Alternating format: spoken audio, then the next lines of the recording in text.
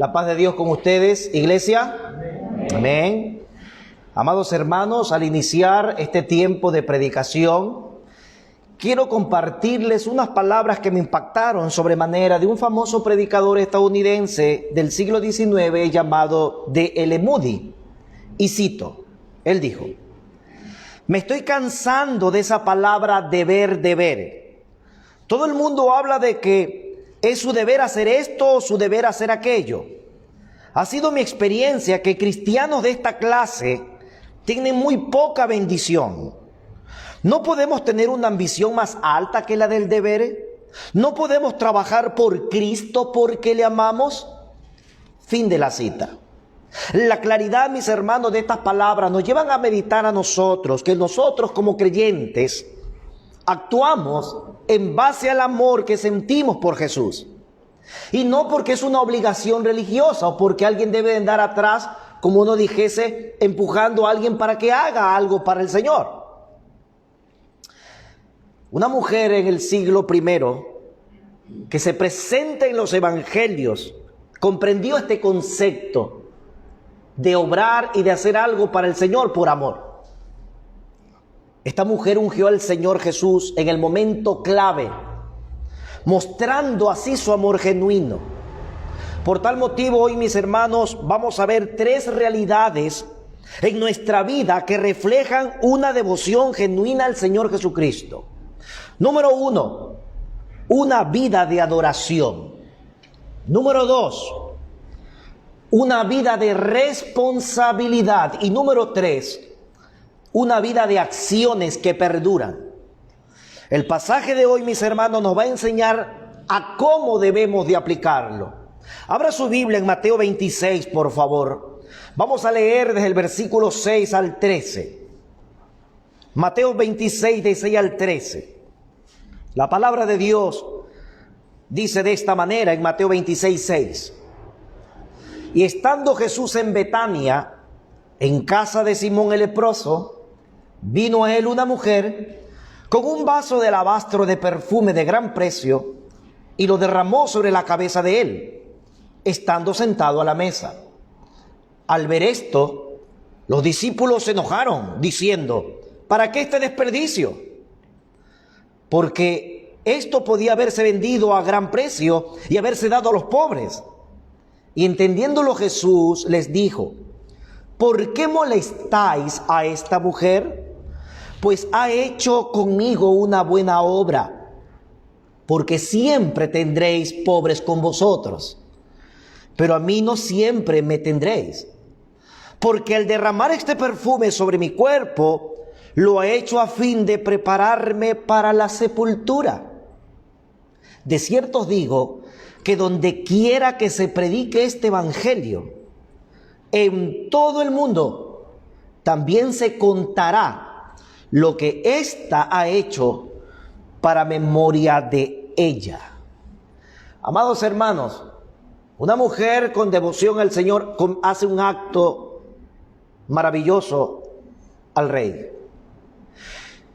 Es importante notar, y quiero que lo observen ahí visualmente, cómo Mateo coloca esta historia, ¿sí?, en una posición que no es cronológica.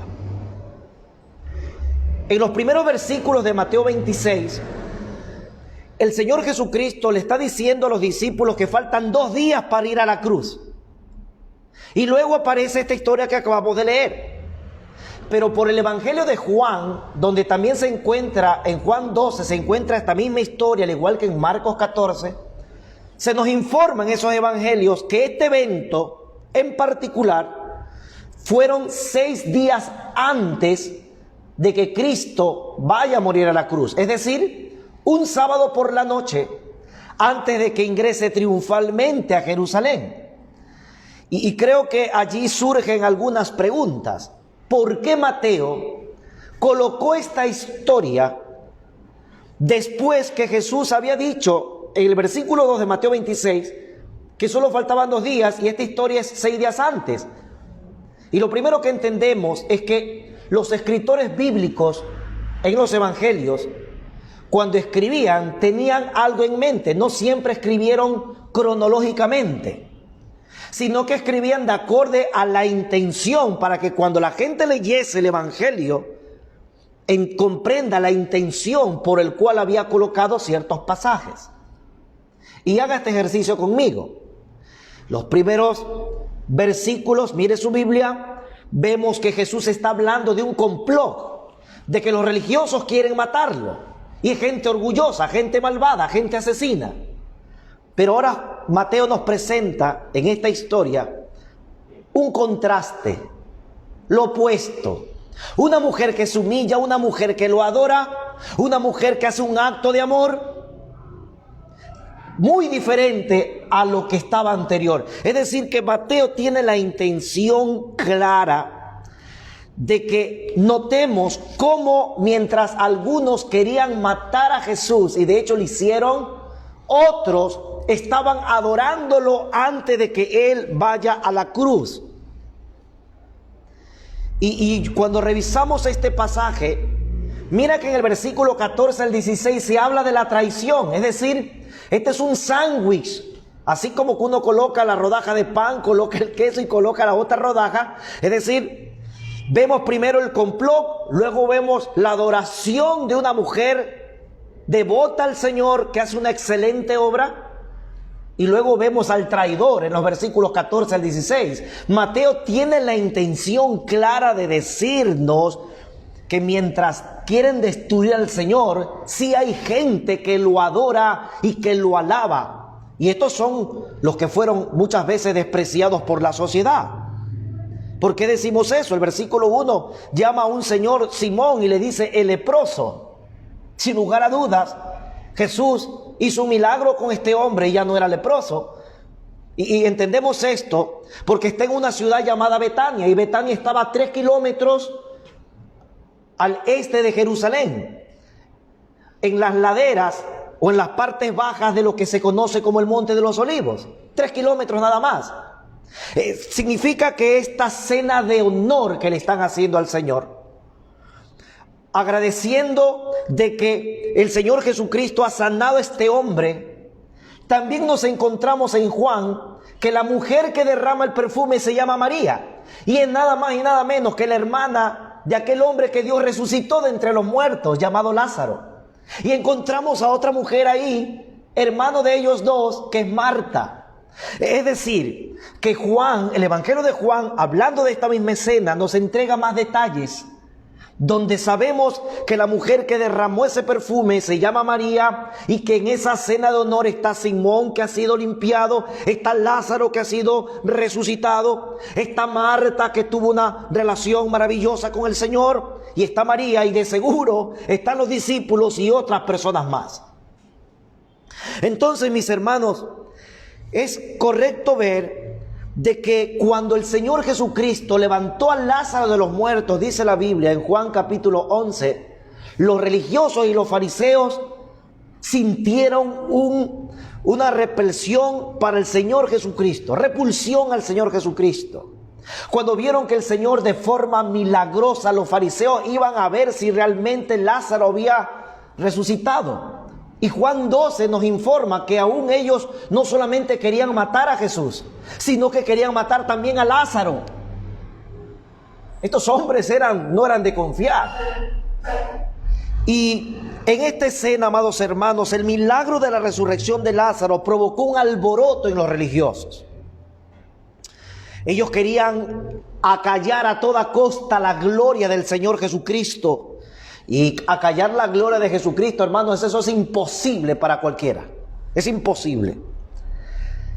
Como te digo, los acompañantes es María, Marta, Lázaro, Simón, los discípulos y seguramente otras personas.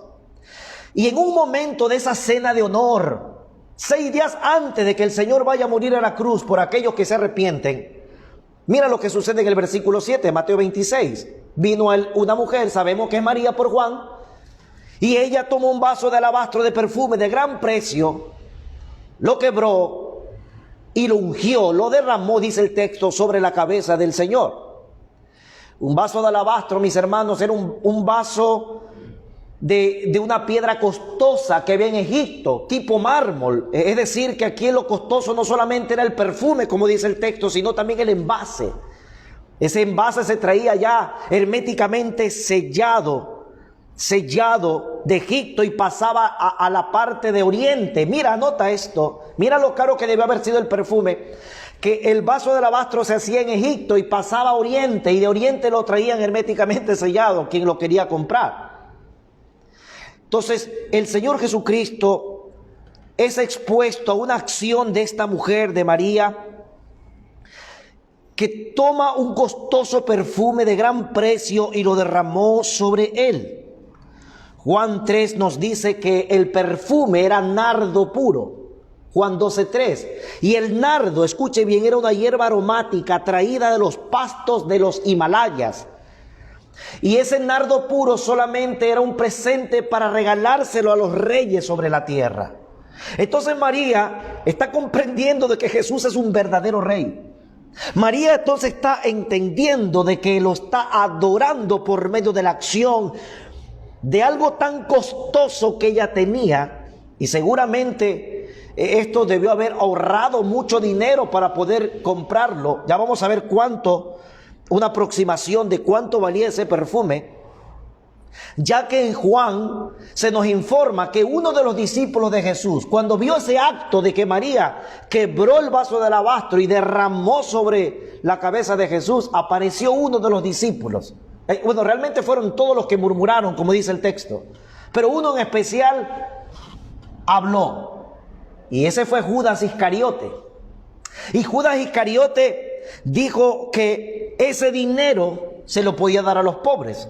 Ya vamos a verlo, pero hermanos, este perfume mínimo costaría 300 denarios, dijo el mismo Judas en Juan 12. Y 300 denarios es el salario, escuche, de un año de un trabajador común o de un soldado romano. 300 denarios mínimo valía ese perfume. Todo el trabajo de un trabajador en el año o de un soldado. Marcos 14:3 nos dice que María quebró el vaso y derramó el perfume. Y en Juan 12:3 no dice solamente que María quebró el vaso, le derramó en la cabeza, sino que Juan nos informa de que no solamente lo hizo en la cabeza, sino, dice de esta manera, ungió los pies de Jesús y los enjugó en sus cabellos, y la casa se llenó del olor del perfume. Eso dice Juan 12:3. Hermanos, María en su devoción y su obra al Señor comenzó en la cabeza de Jesús, como dice Mateo, pero Juan nos informa que esta mujer ungió todo el cuerpo del Señor, llegó a sus pies, se soltó el cabello y con los cabellos secaba los pies del Señor, en base a lo que ella estaba ungiéndolo. Y esto es importante para la cultura judía. Descubrir el cabello de una mujer era vergonzoso, no se hacía eso. Pero María no le importó lo que piense el hombre, lo que piense la sociedad. María lo que tenía en mente que era honrar devotamente, hacer una obra de amor para Jesús como su rey. Y ella está colocando claramente, amados hermanos, no le importó de que soltarse su cabello, aunque era vergonzoso en esa sociedad machista. Y damos gracias que el Señor Jesucristo a lo largo de los evangelios siempre le dio realce a la mujer. Ella tomó y con sus cabellos, sus pies, los enjugó. Derramó el perfume, comenzó en la cabeza, por todo el cuerpo, llegó a los pies, y ella se soltó el cabello y comenzó con el cabello a secar los pies del perfume, lo estaba ungiendo. Estaba diciendo: tú eres el rey. Tú mereces toda gloria, tú mereces toda honra. La Biblia nos informa que el cabello es la gloria de la mujer, ¿no? Así dice 1 Corintios 11:7, que el cabello es la gloria de la mujer. Así le da un significado Pablo. Significa que ella le entregó su gloria al Señor Jesucristo en ese acto. Ese es un acto de amor. Ella estaba adornando así el momento de derramar el perfume. Ella no le importó el sacrificio más grande hecho para su Señor. Versículo 7 de Mateo, ya que ustedes están en Mateo 7, note que él estaba, dice, sentado a la mesa, y tenemos que comprender que las mesas de aquellos días eran bajas, no son como nuestras mesas en nuestras casas. Las mesas máximo tenían 30, 40 centímetros del suelo, no como en nuestra casa que tienen 1 metro 20. Entonces, en la costumbre judía no se comía como nosotros comemos, que nos sentamos y está la mesa allí y ahí nos servimos, no. Sino que ellos en su cultura se recostaban, ponían cojines alrededor de la mesa que era pequeña, y en esos cojines cuando te recostabas del lado izquierdo porque te dejaba la mano derecha para comer, te recostabas, los pies quedaban en el aire. Y es por esa razón es que ella comenzó a derramar desde la cabeza los pies que estaban en el aire, entonces quedaban en una posición para que unja todo el cuerpo del Señor. María hizo este acto.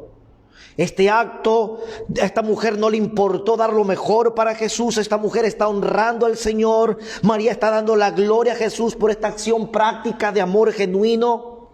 María tiene un acto de agradecimiento sincero de un corazón predispuesto a Jesús. Este es un acto, mis hermanos, de sacrificio puro, que revela que María quería darle honor al Señor Jesucristo en esa noche. Hermanos, no hay medidas ni precio para honrar a Jesucristo. No lo hay. No debe existir en la vida de un creyente genuino y verdadero medidas para entregar nuestro amor a nuestro Rey. No debe existir. ¿Qué quiso Mateo al colocar esto? Mateo quiso que su audiencia supiese que Jesús está con todos aquellos que desean que sea parte de sus vidas. ¿Sí lo notó? Jesucristo está aquí con alguien que fue despreciado antes por la sociedad, con un ex leproso. Jesucristo está con todos aquellos que le dan la oportunidad de que venga a Él a ser el Rey de sus vidas. Está con Lázaro que fue resucitado, está con Marta, está con María. Jesucristo no está con los malvados, mis hermanos. Él no está con los malvados, con aquellos orgullosos por su ego, con aquellos religiosos. Jesús no está con ellos, no está con los religiosos que se golpean el pecho. Jesucristo está con gente que lo adore, con gente que obre por amor a su nombre. El objetivo es el mismo que está mostrando Mateo aquí en el texto y quiso que su audiencia sepa. Es que debemos honrar a Jesús, escucha bien, con todo lo que tengamos, y debemos honrar a Jesús en cualquier lugar y delante de quien sea. Esa es la intención de Mateo aquí, de que debemos honrar a pesar de cualquier circunstancia. Tu adoración a Jesucristo debe estar por encima de todas las cosas. Eso es lo que está mostrando el texto. Y tú y yo tenemos que aprender mucho de esta mujer María. Es interesante, esta mujer aparece 3 veces en los evangelios. La primera vez que aparece en los evangelios es en Lucas 10:39. Y allí se nos dice esto de la actitud de María. Escucha. Estaba Marta y María. Lázaro, Jesús llegaba de un viaje con sus discípulos. Y mucha gente, al parecer, da a comprender el texto de que Marta, María y Lázaro tenían una posición económica respetable, porque Marta y María ayudaban también para que el Señor siga en su ministerio, la apoyaban económicamente, así dice la Escritura. Muchas mujeres de la época apoyaban al Señor, nota eso, para que Él siga predicando el Evangelio del Reino. Y en una oportunidad Jesús llegó a esta casa de sus amigos, con sus discípulos y mucha gente. ¿Y qué hizo Marta? ¿Y qué hizo María y Lázaro cuando vieron al Señor? Obviamente lo recibieron, pero Marta comenzó a hacer los quehaceres rápidamente, preparar el pan, colocar la mesa, colocarles el vino para que tomen, es decir, atenderlos. ¿Qué hizo María? María no hizo eso. Dice la Escritura que María se colocó a los pies del Señor. Dice el texto, Lucas 10:39. Esta tenía una hermana que se llamaba María, o sea, Marta, la cual sentándose a los pies de Jesús oía su palabra. Y ahí viene la famosa historia donde Marta le dice: Señor, no le dices nada a mi hermana, que estoy atareada con las cosas, y ella, en vez de estar ayudándome, está sentada a tus pies escuchándote. ¿Qué le dijo Jesús? Mira, ella escogió la mejor parte. María escogió la mejor parte, es decir, ¿cuál es la mejor parte? De escuchar, de interesarse por la palabra de Dios. Esa es la mejor parte para todo creyente. Bueno, María fue elogiada por Jesús porque escogió esa mejor parte. Estaba a los pies de Jesús, escuchando las enseñanzas de Jesús. Y claro que atenderlos no es pecaminoso, eso estaba bien. Pero Jesús la elogia porque ella prefirió no perderse las palabras de enseñanza del maestro. Y era raro que una mujer se siente a la mesa, y no era común que una mujer se siente a la mesa con hombres. No comían juntos los hombres con las mujeres en la cultura judía. Las mujeres comían a un lado y los hombres comían solos. Pero ella no le importó y otra vez rompe el esquema y está a los pies de Jesús escuchando su palabra. Eso nos dice que María quería escuchar la palabra de Dios y quería aprender la palabra de Dios. Y en otra oportunidad, cuando murió Lázaro, María también aparece en escena. Dice Juan 11:32. María, cuando llegó a donde estaba Jesús, al verle se postró a sus pies, diciéndole: Señor, si hubieses estado aquí, no habría muerto mi hermano. Aquí María llora, pero es consolada por el Señor. Hermanos, no sé si te has fijado que en cada escena que aparece María hay algo que está en común. Siempre María está a los pies de Jesús. Cuando ungió sus pies, cuando escuchó a los pies la enseñanza y cuando se postró en el dolor que tenía porque su hermano Lázaro estaba muerto, se postró a los pies de Jesús. Esta mujer nos está enseñando que es una fiel devota en adoración real, genuina, que prefiere estar a los pies de Jesús y no estar en las cosas de la mundanalidad. Todo creyente debe estar a los pies de Jesucristo. Todo creyente debe permanecer a los pies de Jesús, no lejos de Jesús. Todo creyente debe buscar íntimamente y ligarse íntimamente con la palabra de Dios.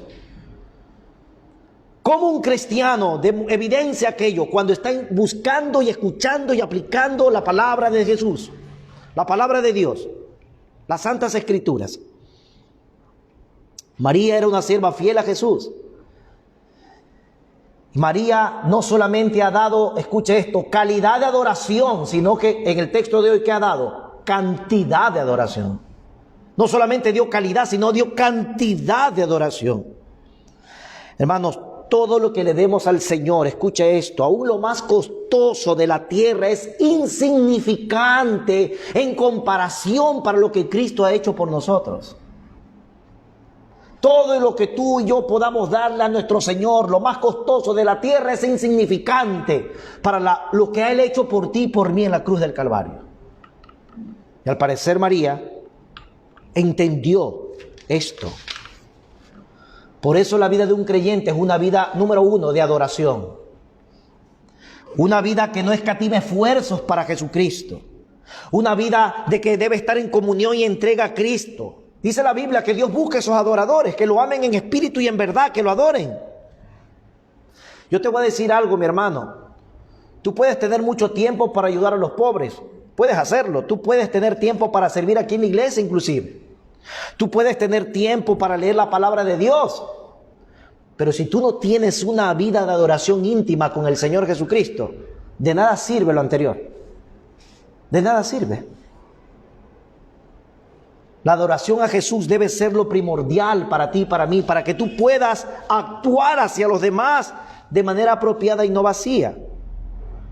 Ahora, mira el versículo 8 ahí en tu Biblia. ¿Cuál fue la reacción de los discípulos? Ellos dicen que se enojaron, versículo número 8. Y esa palabra enojaron en el griego significa indignarse. Ellos se indignaron. ¿Y qué dijeron ellos? ¿Para qué este desperdicio? Dice el texto, ¿sí o no? ¿Para qué este desperdicio? La palabra desperdicio significa destrucción, es decir, ellos estaban manifestando, oye, se indignaron y dijeron, oye, ¿para qué esa destrucción de eso tan valioso? Ahora, acompáñame por favor a Juan capítulo 12, deja un separador y mira, sigamos viendo la misma escena en Juan 12 del 4 al 5. Ahí nos señala que Judas tomó la palabra como uno de los discípulos y expresó lo siguiente. Juan capítulo 12, acompáñame allí, versículos 4 y 5.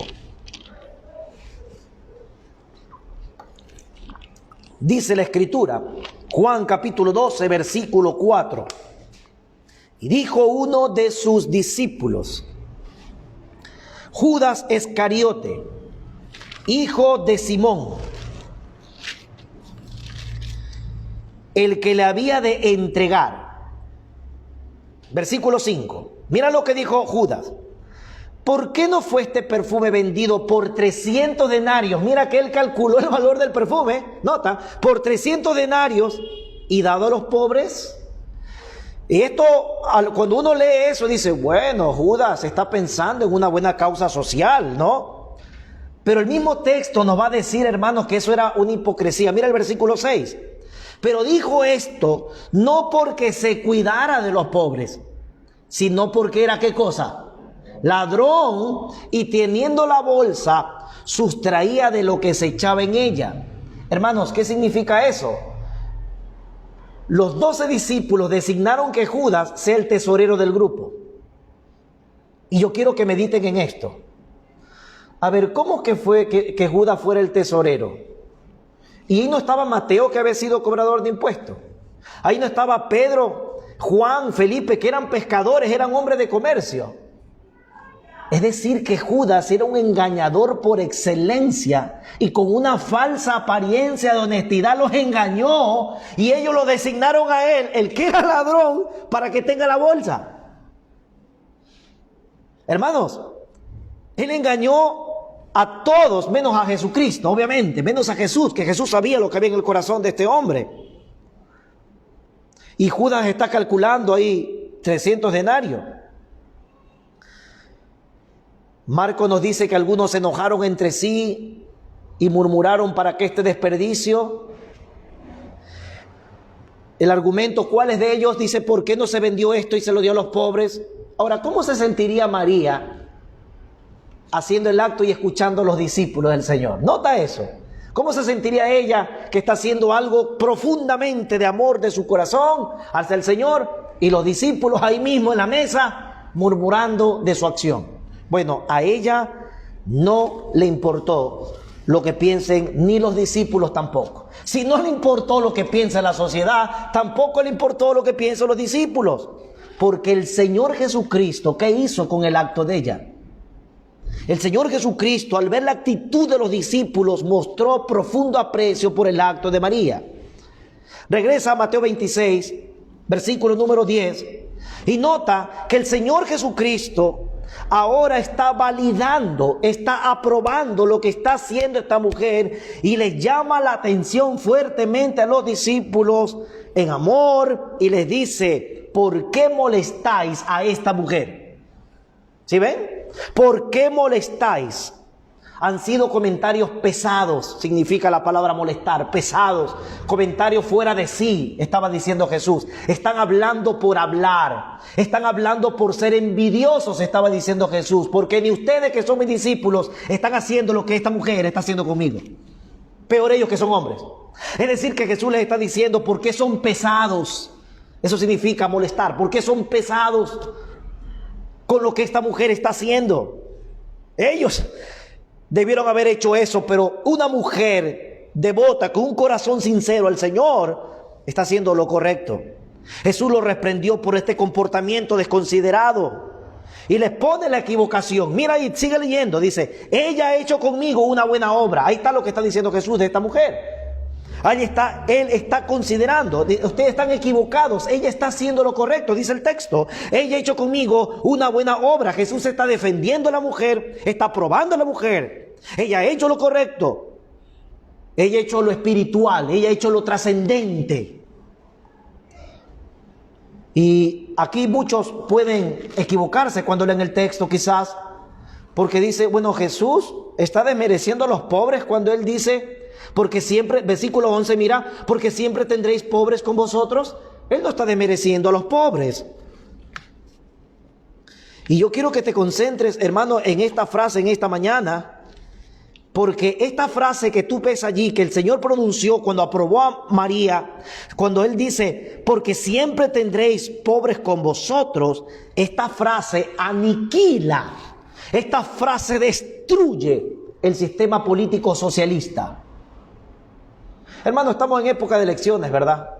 ¿Y qué es lo que dicen los políticos cuando usted los ve en pantalla? Vamos a acabar con la pobreza, dicen, ¿verdad? Ahora te pregunto, ¿eso va a ocurrir algún día? Nunca, dice Jesús, siempre tendréis a los pobres con vosotros. Esto de aquí desenmascara. Y es triste a veces como entre cristianos andan peleando por un candidato y otro candidato. Eso es una necedad. Amados hermanos, los hombres no nos van a sacar de nada. Los políticos no, pero Cristo sí puede satisfacer nuestras necesidades. Él sí satisface todas nuestras necesidades. Los políticos en su afán de ganar votos que dicen, voy a hacer esto, ganar, mucha demagogia, prometen cosas que no pueden cumplir. Y la gente cree esas cosas. Pero nosotros tenemos que discernir a la luz de la palabra del Señor. Los políticos usan frases hipócritas, hacen promesas que saben que no van a poder alcanzar. Y aún mayormente, ahora que estamos en tiempo de elección, ya que nos toca ir a sufragar ese derecho civil la próxima semana. Hermanos, Jesucristo aquí cuando Él manifiesta, Él dice, porque siempre tendréis a los pobres con ustedes. Yo te pregunto, si no existieran los pobres, ¿cómo Dios comprueba tu amor y mi amor hacia los demás? Si no hay pobres, ¿a quién vamos a servir? Y tengamos mucho cuidado porque el Señor siempre defiende a los pobres. A la viuda, al huérfano, al extranjero. El Señor tiene esa preferencia, por decirlo de alguna manera, especial. Porque el Señor se compadece de los desprotegidos, de la madre soltera, de la viuda, del niño abandonado. Y ahí estamos nosotros como creyentes para dar todos nuestros aportes a ellos. Jesús dice, los pobres siempre estarán en la tierra. Y eso es bueno porque el Señor nos manda a servirlo, a nosotros, a servirlos a ellos, en todo tiempo, en todo lugar. Eso es lo que está diciendo el texto. Él no está desmereciendo a los pobres. Mira, había una ley en el Antiguo Testamento, te lo leo, Deuteronomio 15:11, respecto a eso. Dice Deuteronomio 15:11, porque no faltarán menesterosos en medio de la tierra. Por eso yo te mando diciendo, abrirás tu mano a tu hermano, al pobre y al menesteroso en tu tierra. Y vamos a comprender esto con dos preguntas que te voy a hacer. Yo te quiero preguntar, mi hermano, si tú estás enfermo, a ver, si tú estás enfermo, ¿qué será lo más importante si tú estás enfermo? Uno, tomarte la medicina o ir a hacer algún deporte. ¿Qué será lo más importante? Toma la medicina, ¿verdad? Ok, ahora te hago la segunda pregunta. Si Jesús está a días de morir sacrificialmente en la cruz, si Él está a pocos días de morir en la cruz, yo te pregunto, ¿qué será más importante? ¿Adorarlo plenamente a Él como lo hizo esta mujer? ¿O ir a entregar cosas a los pobres? Amén, adorarlo. Y Jesús eso es lo que tiene en mente cuando elogia a esta mujer. Él no dice que darle a los pobres es malo, pero en este momento preciso lo más importante era adorarlo. Por eso reprende a los discípulos. Jesús dijo que Él no siempre estaría aquí en la tierra. El texto lo afirma. En el sentido de que Él se estaba viendo, que en un momento estaba a días de morir en la cruz. Y María aprovechó esa oportunidad para honrarlo en el tiempo preciso. El tiempo preciso, es tiempo de adorarlo, decía María en su corazón, porque Él va a morir como un cordero de la Pascua. Ya habrá momentos para servir a los pobres. Significa que los discípulos y Judas estaban ¿qué? Estaban desenfocados. Estaban desenfocados ellos, estaban pensando en otra cosa. Y esto nos lleva a nuestro segundo punto de hoy. El discípulo que ama a Jesús tiene una vida de responsabilidad con todo el entorno que tenemos de forma oportuna. María comprendió que Jesús era el Mesías. María comprendió que Él iba a morir por los pecados. Ella había estado escuchando las enseñanzas de Jesús y la enseñanza de su reino. Y ella ahorró, como te digo, seguramente dinero desde que escuchó esas enseñanzas para comprar este perfume costoso. Hermanos, ¿qué principio de vida cristiana hay aquí? A Dios no se le entrega las obras. A Dios se le entrega lo mejor de tu vida. lo mejor de lo espiritual, lo mejor material se le entrega a Dios, no se le entrega a cualquier cosa. María fue responsable en su acción. Y Jesús mismo lo dice, mira el versículo 2 y 13, mira, leamos otra vez.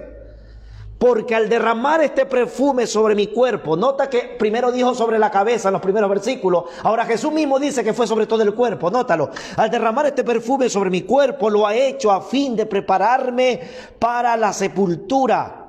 Mateo, ¿qué quiso al escribir esto, mis hermanos? Que sepan todos los lectores que Jesús debía morir y que una mujer con discernimiento, una mujer que lo adoraba, una mujer que lo amaba, lo preparó para su muerte y para la sepultura. Miren, la costumbre judía, ellos no embalsamaban a los muertos, sino que ellos ungían a los muertos con especies, con perfumes, con aromas. Ellos hacían eso en su costumbre.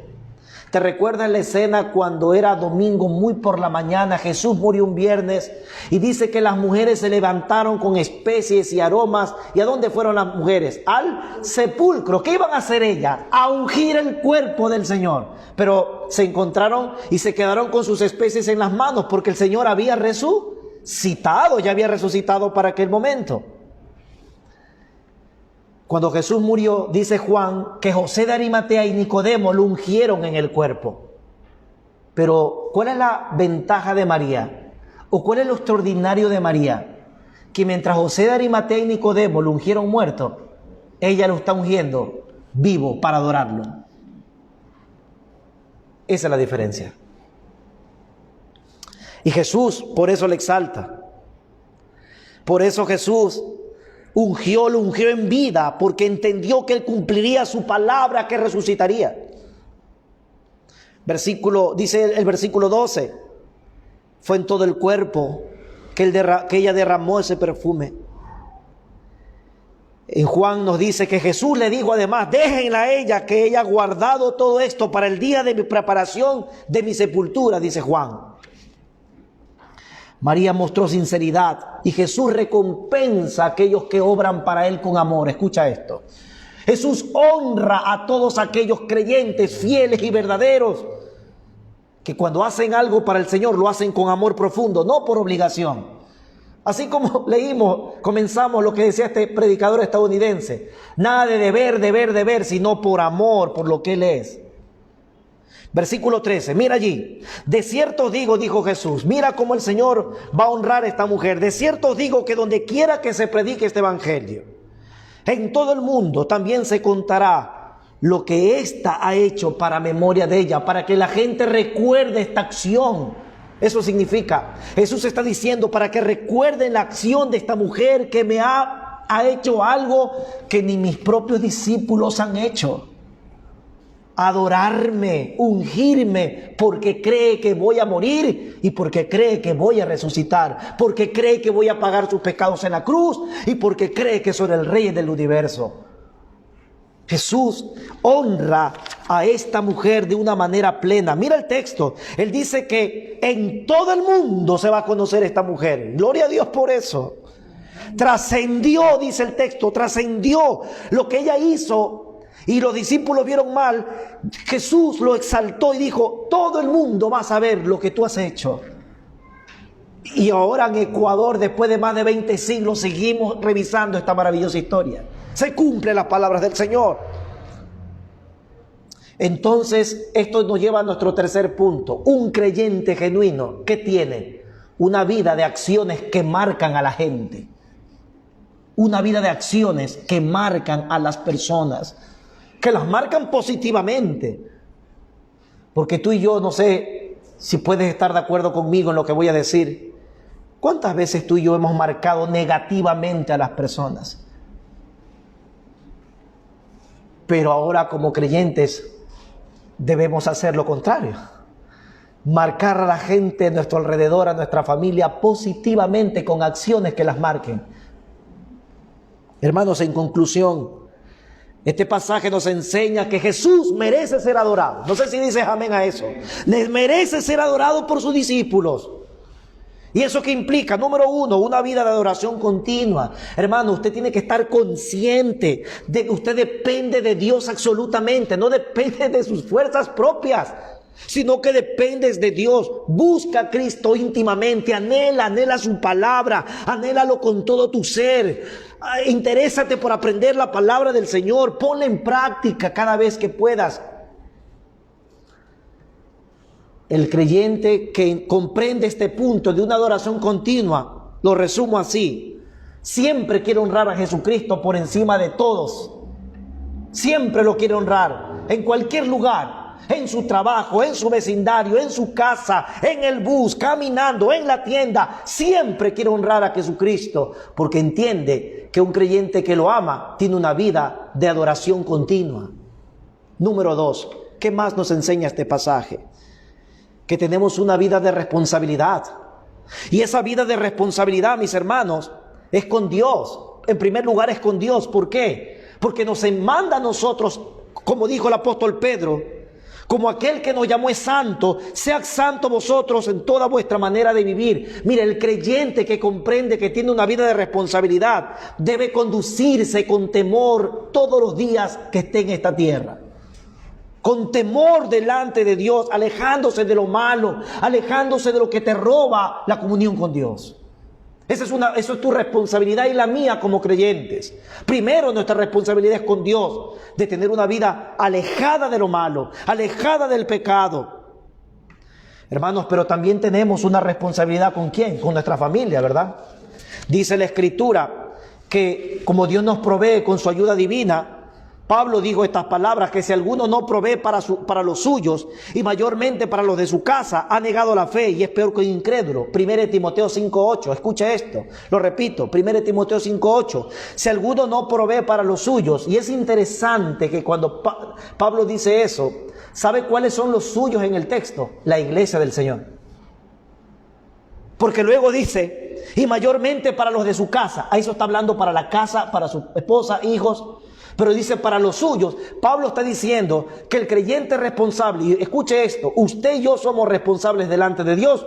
Primero, con nuestra familia de la fe y con nuestra familia sanguínea también. Y dice el texto que si alguno no provee ni para la familia de la fe y no provee para su familia sanguínea, dice que es peor que un incrédulo. 1 Timoteo 5:8. Así dice el texto. Es peor que un incrédulo. Hermanos, ¿con quién más tenemos responsabilidad nosotros como creyentes? Con la iglesia del Señor. Por ejemplo, no congregarse es una falta directa a Dios, mis hermanos. Porque Hebreos 10:25, abre Hebreos 10:25 para recordarlo nada más. Tenemos una vida de responsabilidad y nuestra responsabilidad está con la iglesia. Hebreos 10:25, amado pueblo de Dios. Véalo usted, márquelo allí. Hermanos, no congregarnos es estar en contra de la voluntad de Dios. Y si eso no nos pone a temblar, hermano, no sé qué te ponga a temblar a ti, pero dice la Escritura en Hebreos 10:25,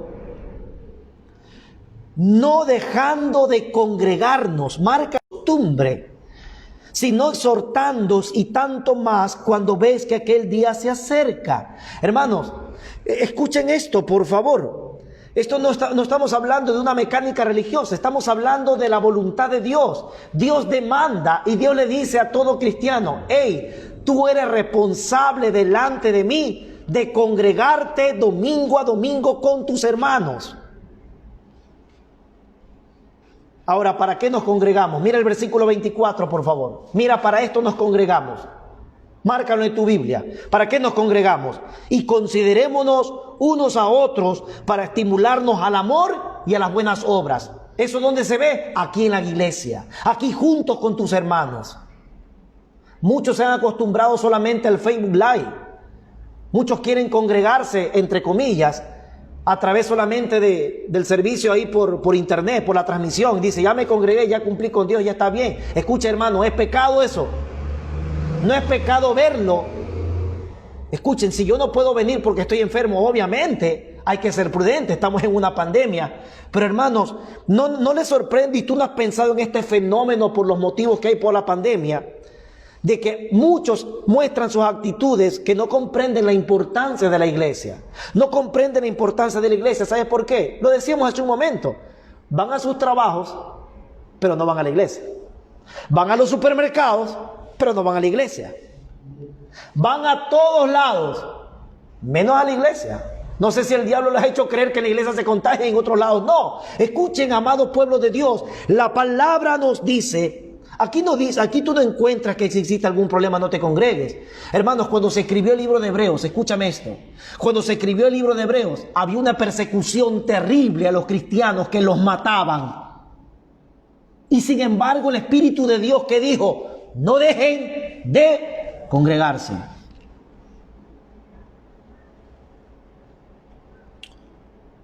Cuando una persona puede congregarse y no lo hace, puede colocar un pretexto, que la pandemia y todo lo demás, algo anda mal en sus corazones. Y claro está, nosotros no estamos hablando, despreciando a ellos. Oramos para que Dios les haga comprender que antes que obedecer a un sistema que está colocando y infundiendo temor, es mejor obedecer a Dios. Claro está, si hay hermanos, ustedes han sido evidentes que están enfermos con COVID ahorita. Estamos orando por ellos. Y obviamente no pueden estar aquí. Los extrañamos con todo nuestro corazón. Pero estamos orando por ellos. O quizás algún hermano que justo tenga un trabajo los domingos. Bueno, oraremos para que ver si Dios le provee para otro trabajo. Pero hasta eso, hermano, trabaje, que es una bendición también del Señor. Comprendemos la situación. Pero si alguien no viene a la iglesia solamente por el sentido de decir, no me puedo contagiar, y vas a tu trabajo, vas al supermercado, vas a la tienda, yo le diría, cae de rodillas delante de Dios, por favor. Bueno, esa también es nuestra responsabilidad. Tenemos responsabilidad también con nuestros hermanos en la fe, que es la iglesia. Hermanos, si alguien está pasando por una situación económica, ¿tú crees a quién Dios pone para que lo ayuden? ¿Al gobierno? A nosotros. Dice la palabra de Dios. Acompáñame a 1 de Juan capítulo 3. Acompáñame allí, por favor. Estos son textos que marcan una vida de responsabilidad, que es nuestro segundo campo de acción en esta mañana. 1 de Juan capítulo 3. Mira la dimensión que el Señor Jesucristo coloca a los creyentes, entre creyentes. La dimensión del amor entre creyentes es lo que vas a leer. 1 de Juan capítulo 3, versículo 16. Dice la palabra del Señor: en esto hemos conocido el amor, en que Él puso su vida por nosotros, dijo el apóstol Juan. Mira lo que viene a continuación, márcalo en tu Biblia. También nosotros, léelo conmigo por favor, también nosotros debemos poner nuestra vida, ¿por quiénes? Por los... ¿Qué le podemos añadir a esto? Nada. Está tan claro como el agua.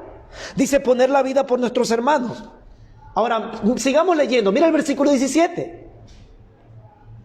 Pero el que tiene bienes de este mundo y ve a su hermano tener necesidad y cierra contra él su corazón, es decir, no lo ayuda, eso significa. Mira la pregunta que hace Dios. ¿Cómo mora el amor de Dios en él?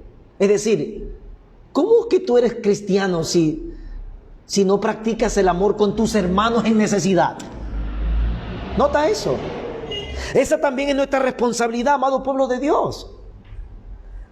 Ahí están nuestras responsabilidades. No solamente, número uno, una vida de adoración íntima a nuestro Dios, sino una vida de responsabilidad. Responsabilidad con Dios, con la familia de la fe, con la iglesia, con la familia sanguínea, con tus hermanos en la fe. También tenemos responsabilidad con quién, mis hermanos, con la sociedad. No lo busques, puedes leerlo después. Romanos capítulo 12 te dice cómo debes vivir en la sociedad. Tenemos una responsabilidad con la sociedad. Hermanos, cuando hacemos lo correcto, estamos adorando con obras de amor al Señor Jesús. Cuando hacemos esto, lo estamos adorando. Número 3, terminando. El creyente que ama a Jesús tiene una vida de acciones que perduran en el tiempo y en el corazón de los demás. Hermano, yo te decía hace un momento que si tú te pones a revisar tu vida, yo hago con la mía, ¿cuántas veces marqué de una forma negativa a los seres que digo amar? Pero yo quiero animarte. Ahora es un tiempo de provocar acciones que marquen positivamente a nuestros familiares. Palabras que levanten a nuestros hijos. Palabras que levanten a nuestros hermanos, a nuestros padres. No palabras que marquen negativamente, sino que los marquen positivamente. María hizo una acción que trascendió en el tiempo. Nosotros somos llamados a hacer acciones que perduren en el tiempo de forma positiva. Tristemente, lo que más recordamos a veces son las cosas negativas que hemos vivido. Pero este es el desafío que quiero yo compartirte en esta mañana. Marquemos positivamente a nuestros hijos, a nuestra esposa, a nuestro esposo, a nuestros vecinos, a nuestros compañeros de trabajo. Marquémoslos positivamente. Y no hablo de una frase emocional, no hablo de eso, sino un acto de amor genuino que te cueste, que nos cueste, así como le costó a María un costoso perfume. Quizá Dios no nos demanda estar comprando cosas caras para ir a regalar. Esa no es la idea. La idea es ir a entregarnos por entero con lo que Dios nos ha dado. Una vida de acciones que marcan, mis hermanos. Hermanos, ¿cómo nos identifica la gente como cristianos? Mira, si te identifican como santo, gloria a Dios. Si te identifican como un hombre y una mujer generosa, como un hombre amoroso, como un hombre y una mujer paciente. Que te identifiquen, mi hermano amado, como un hombre y una mujer de fe. Que te identifiquen como un hombre de servicio, una mujer de servicio. Que te identifiquen como gente comprometida con Dios. Hermanos, al terminar, aprendamos a evaluarnos, por favor. Mira este texto, acompáñame, Efesios 5:15. Aprendamos a evaluarnos, pueblo de Cristo. Que nuestra vida tenga acciones que perduren en el tiempo, como María lo hizo con el Señor. Efesios 5:15. Esta es una autoevaluación como cristianos que tenemos que hacernos todos los días, pueblo del Señor. No lo olvides, por favor. Efesios 5:15. Mirad, dice el texto, un imperativo, una acción que hay que cumplir. Dice, mirad pues, con diligencia cómo andéis. Nota que el apóstol le dice, mírense ustedes mismos cómo viven. No como necios, sino como ¿qué? Como sabios. ¿Cómo consigues esto? Teniendo una vida de oración, una vida de responsabilidad y una vida de acciones que marquen a las personas. Lo que hizo María con el Señor. Hermano, te desafío en esta mañana. Si tú has marcado a alguien negativamente, anda donde esa persona en estos días y márcalo positivamente. Te desafío como tu hermano.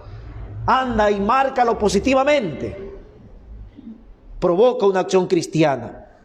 Ponga a Cristo por encima de todo. Sé responsable con todos. Adora a Jesús de esta manera.